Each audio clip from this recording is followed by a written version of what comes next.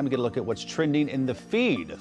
So there's this new Michael Jackson documentary. So many people have been talking about it. It's been getting a lot of buzz, a lot of heat. It premiered at the Sundance Film Festival in January, and people have been talking ever since. So Rachel, this documentary actually airing this weekend on HBO. The Jackson family has been very vocal about saying that this is not truthful, that there aren't facts, but the other side of this. A lot of people have, Carolyn. Even at Sundance, people protested just that showing of this documentary, and there were counselors on hand, if needed, for people who maybe got triggered by the conversation of sexual abuse. So the documentary is going to be 2 nights, Sunday and Monday, this weekend on HBO. It's following the story called Leaving Neverland. It's following the story of 2 men who allege that Michael Jackson sexually abused them when they were 7 and 10 years old. And as you mentioned, Carolyn, the Jackson family and the estate filing a $100 million lawsuit against HBO, telling them not to release this.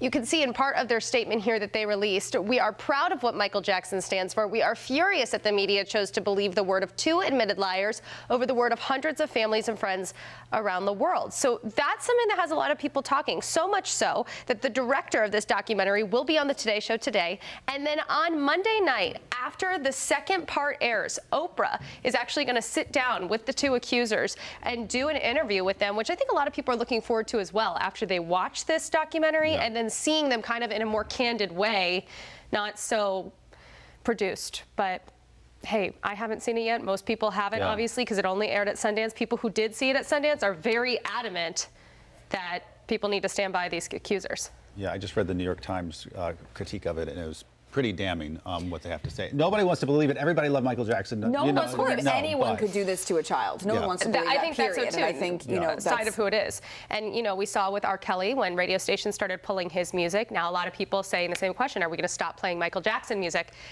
Michael Jackson music's everywhere. And it's that's everywhere. The thing. Yeah. And so that's a big thing.